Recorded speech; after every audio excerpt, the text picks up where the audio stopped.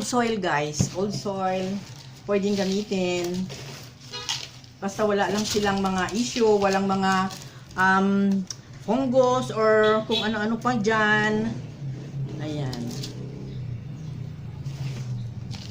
So, hindi siya maselan, kaya pwede na silang gamitan ng mga old soil.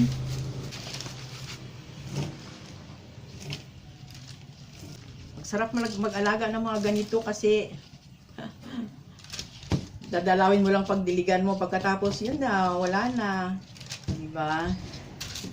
Pwede nating iwanan. Ito yung original pot ko na Forever Rich guys. Ayan. Hindi ko yan pinatay. Hinayaan ko lang siya dyan. Maliliit na lang yung mga dahon niya kasi puro bulb na yung loob niya, no? Ayan. Tapos, ito yung anak niya. Ayan, ang lago, oh. Ito na, meron na siyang spike. Pero madalas ito nagkakaroon ng spike, guys. Ito, ang taba-taba niya, oh. Yan. Ito naman yung latest ko, oh. Variegated. Hello, guys! Happy Sunday! Magandang hapon sa lahat. Ang ganda ng sikat ng araw ngayon at malamig sa gabi, di ba? So, guys, ito yung topic natin ngayon, ang aking Lideborya socialis. Or tinatawag nating Forever Rich. Ayan, oh. Mayroon akong dalawang variety actually. Ayan ang taba, oh. As in green lang yung dahon niya at kitang-kita naman talaga yung mga dotted niya o mga dots niya, oh. Ayan. Ang lusog-lusog niya. Ayan, oh. Naka-indoor lang sila. Ayan.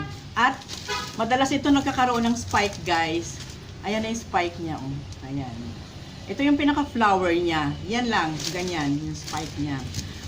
Yung sa maliit ko na yun, guys, ano pa yun, matagal na yun, 1997. Yung Manila seedling doon ko yun binili. At puro ugat na yun, guys, halos wala nang lupa yun. Pero kung nakita nyo naman, buhay na buhay pa.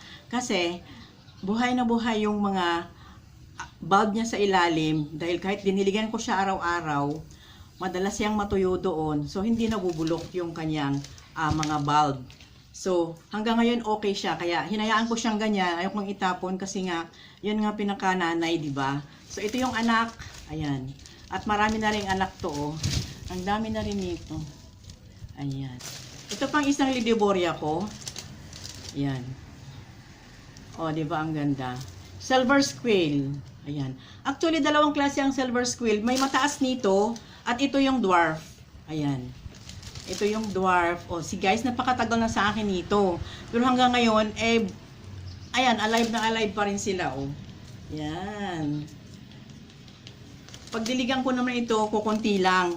Kasi, maninipis yung kanyang mga bulb. Para lang siyang, parang puno ng sibuyas. Ito, o. So, ganito lang siya. Pag itatanim natin, ganito lang kaliit. Ayan lang, ganyan lang. So, ayan lang siya. Yan. O, diba? So, yan lang. O. Ganyan lang siya kaliit. At mabilis naman siyang mabuhay.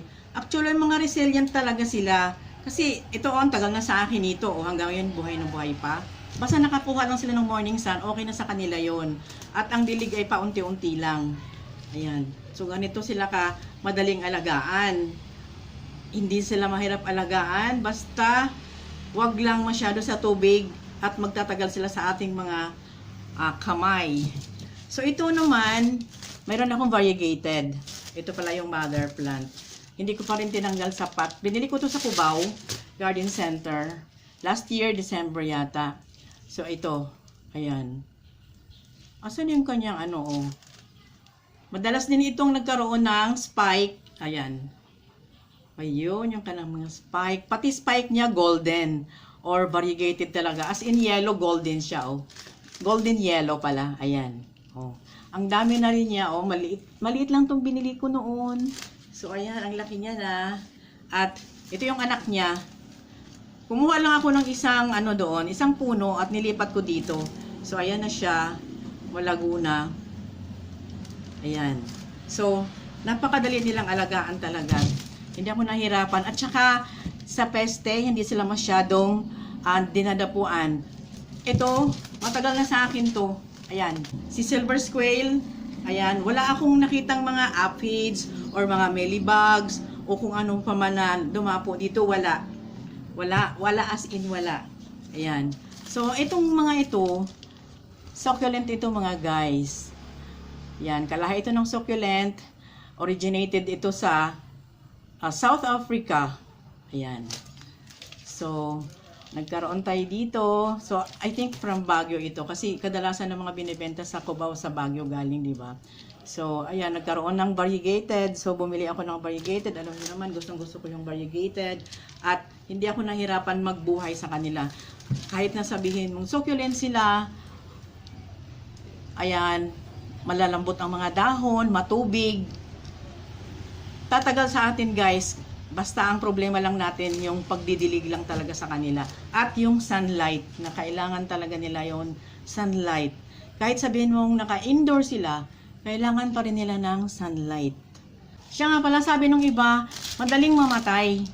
Siyempre guys, madali siyang mamatay kasi nga succulent nga siya. Akala natin yung succulent na yung mga ibang mga, yun lang ang tawag na succulent, yung parang may mga, yung echeveria, ganon. Ito, succulent din ito. So, pag yung succulent, matubig ang kanyang katawan, ang kanyang mga dahon. So, meaning, hindi siya pwedeng basain ng basain.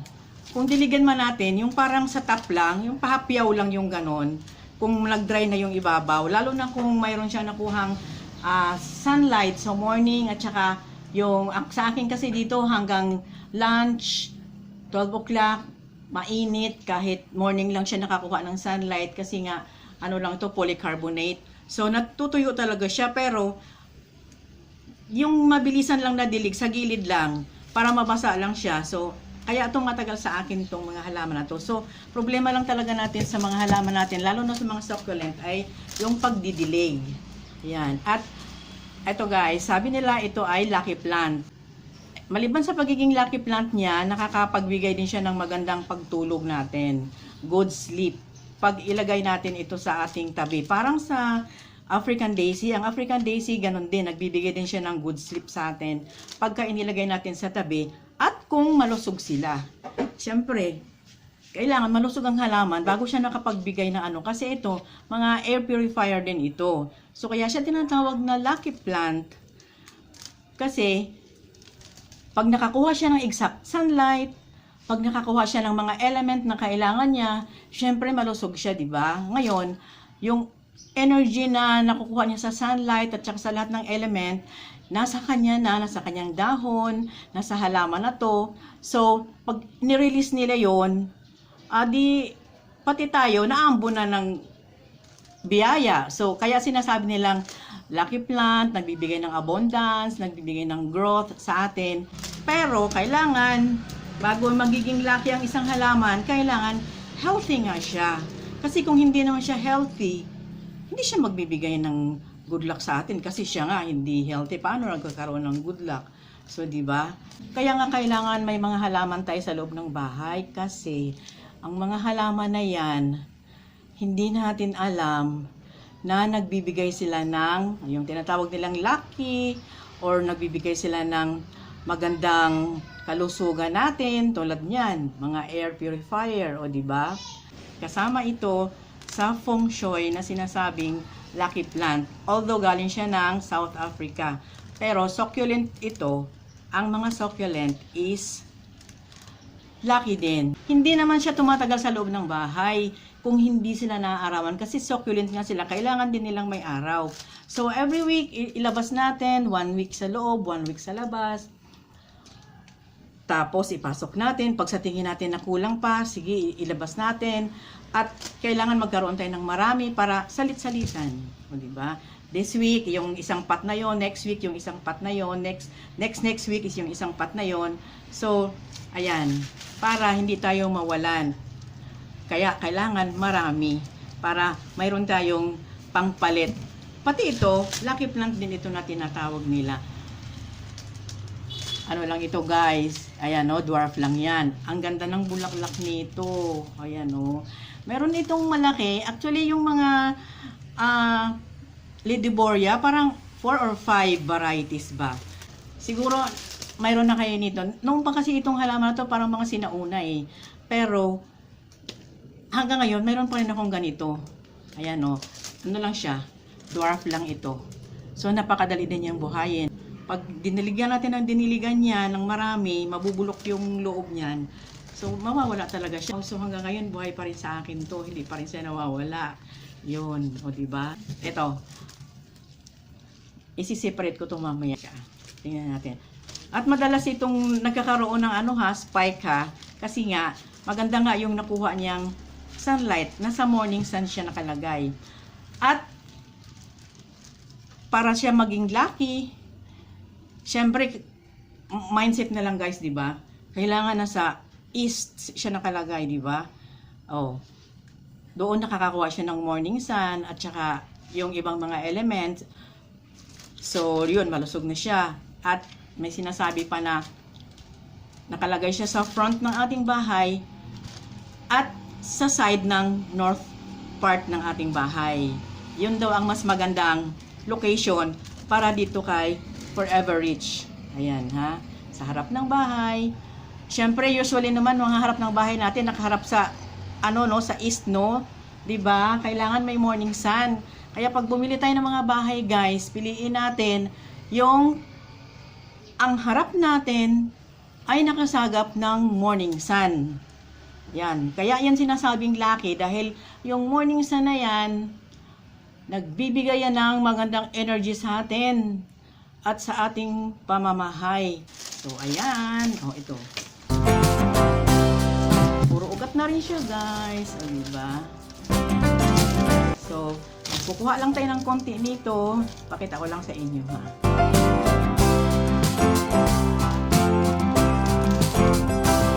O, ito, o. Yan na yung bulb niya, o. Ito na yung bulb niya. So, ayan. Para makita nyo lang. Ito yung, itong nagbibigay ng mga spike, ito yung pinaka-original talaga na nung binili ko. Itong iba na sa pagkapaligid niya, ito na yung mga babies niya. So, ito yung malaking malaki. Ito guys, pag hiwa-hiwalayin ko na to, di ba marami na. Itong sa malit na pat na to, isa lang ito guys. So, lumaki na siya, lumago na siya. Basta, ilagay natin siya sa right spot. Di ba? So, ayan. Ayan na siya, mga bulb niya. Yan. So, ito na yung variegated niya.